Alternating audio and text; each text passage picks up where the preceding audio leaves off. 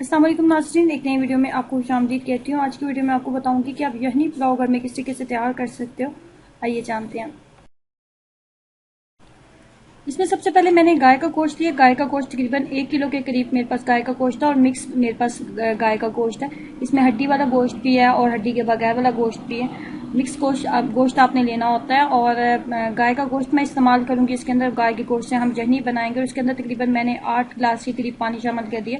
अगर आप pressure cooker में यखनी बनाने वाले हो तो फिर आप 4 गिलास पानी इसके अंदर शामिल कर लो। और अगर आप मेरी तरह किसी देगची वगैरह में बनाने वाले हो और तो फिर आप इसके अंदर 8 गिलास के करीब पानी शामिल करेंगे। उसके बाद आप इसके अंदर नमक शामिल कर देंगे।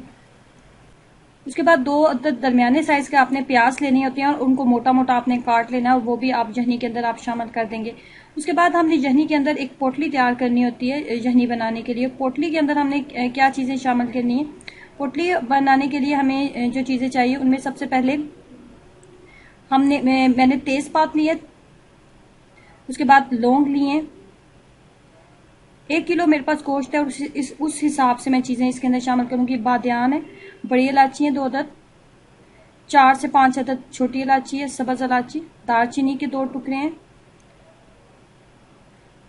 उसके बाद मेरे पास सुरख मोटी मिर्च है, गोल मिर्च जिसको आप बोलते हैं, 6 से 7 अदद वो भी है। उसके बाद आपने 2 बड़े खाने के चम्मच आपने खुश्क धनिया का इस्तेमाल करना है और 2 बड़े खाने के चम्मच आप इसके अंदर सौंफ का इस्तेमाल करेंगे। मजीद आप इसके अंदर सफ़ेद ज़ीरा शामिल करेंगे, 1 बड़ा खाने का चम्मच सफ़ेद ज़ीरा। तकरीबन 20 अदद मैं इसके अंदर काली मिर्च का इस्तेमाल करूंगी। उसके बाद हम इसके अंदर लहसन का इस्तेमाल करेंगे और उसके बाद हम अदरक का इस्तेमाल करेंगे। अदरक के आपने इस तरह छोटे पीसेज आपने कर लेने हैं। इन सब चीज़ों से हम पोटली तैयार करेंगे। एक अदद आपको बहुत बारीक आपको कपड़ा चाहिए। तमाम चीज़ें आपने उस बारीक कपड़े के अंदर डाल देनी होती है। कॉटन का कपड़ा आपने इस्तेमाल नहीं करना होता। जो सस्ता सा बाजार से मलमल का बहुत बारीक सा कपड़ा मिलता है उस कपड़े का हमने इस्तेमाल करना होता है। बहुत ज़्यादा टाइट आपने पोटली को नहीं बनाना, बहुत टाइट आपने इसको नहीं करना, थोड़ा सा नरम ही आपने रखना है। गिरा आपने टाइट लगानी है लेकिन पोटली को आपने नरम रखना है ताकि उसके अंदर से जूसेस निकल सकें। अब हम इसको चूल्हे पर रख देंगे ताकि इसकी यखनी आराम से अच्छे तरीके से निकल जाए। यानी जब आपकी तैयार हो जाती है तो आपने क्या करना होता है कि आपने खुले मुंह वाला बर्तन लेना है और उसके अंदर आपने घी शामिल कर लेना। पुलाव घी के साथ ज़्यादा टेस्ट उसका आता है अगर घी के साथ उसको पकाया जाए। लेकिन अगर आप घी का इस्तेमाल नहीं करना चाहते तो आप कुकिंग ऑयल का भी इस्तेमाल कर सकते हैं। तकरीबन आधा कप के करीब मैंने घी का इस्तेमाल किया। उसके बाद हमने 2 दरमियाने साइज़ के प्याज लेने हैं और उनको बहुत बारीक आपने कट कर लेना है और उनको आपने इसके अंदर डाल देना है। और अब हम इसके अंदर मज़ीद गर्म मसाला डालेंगे। गरम मसाले में आपने 1 बड़ा खाने का चम्मच सफ़ेद जीरा लेना है, 3 से 4 अदद आपने तेज़पात लेने हैं, 5 से 6 अदद सब्ज़ इलायची, 1 बड़ी इलायची, 1 दालचीनी का टुकड़ा आपने शामिल करना है और इसके अलावा आपने लौंग शामिल करनी है और आपने 10 अदद काली मिर्ची शामिल करनी है। सब्ज़ इलायची की मिकदार आपने 5 से 6 अदद आपने रखनी होती है। सब्ज़ इलायची का जो फ्लेवर है और जो उसकी खुशबू है वो पुलाव के टेस्ट को मज़ीद अच्छा कर देती है और उसके अंदर खुशबू बहुत अच्छी आती है। इसलिए जब आपने गरम मसाला शामिल करना है प्याज के अंदर तो आपने सब्ज़ इलायची की मिकदार थोड़ी ज़्यादा रखनी है। 5 से 6 अदद आप सब्ज़ इलायची इसके अंदर शामिल कर देंगे। प्याज डार्क ब्राउन हो चुके हैं। अब मैं इसके अंदर पानी शामिल करूंगी और हम इसका कलर निकाल लेंगे। तकरीबन आधा कप के करीब हमने इसके अंदर पानी डाला है और इसको अच्छे तरीके से आपने चम्मच को हिलाते जाना है। 1 बड़ा खाने का चम्मच आप इसके अंदर लहसुन और अदरक का पेस्ट शामिल कर देंगे।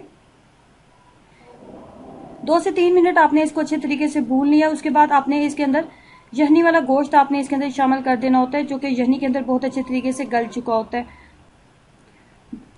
गोश्त को आपने इसके अंदर शामिल किया। उसके बाद आपने इसके अंदर 1 बड़ी प्याली आपने दही की शामिल करनी है। 1 किलो गोश्त है हमारे पास और इसमें तकरीबन 1 किलो ही चावल मैं इसके अंदर शामिल करूंगी और 1 किलो गोश्त और 1 किलो आप चावल का इस्तेमाल करने वाले हैं तो 1 बड़ी प्याली आप इसके अंदर दही का इस्तेमाल करेंगे और दही के साथ ही हम इसको अच्छे तरीके से भून लेंगे।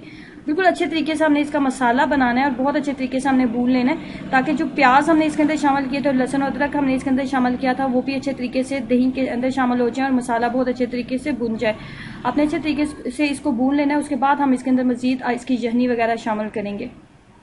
मसाला जब आपका बहुत अच्छे तरीके से भुन जाता है तो उस टाइम में आपने अदरक शामिल करनी होती है। अदरक आपने दरमियाने साइज का आपने टुकड़ा लेना है और तकरीबन आपका 5 से 6 बड़े खाने के चम्मच के करीब आपके पास अदरक होनी चाहिए और उसको आपने बहुत बारीक आपने कट कर लेना होता है। बहुत बारीक पीसेस में, लंबे पीसेस में आपने कट कर लेना है और वो आप इसके अंदर शामिल करेंगे। अदरक का जो फ्लेवर होता है वो पुलाव के टेस्ट को मजीद अच्छा कर देता है।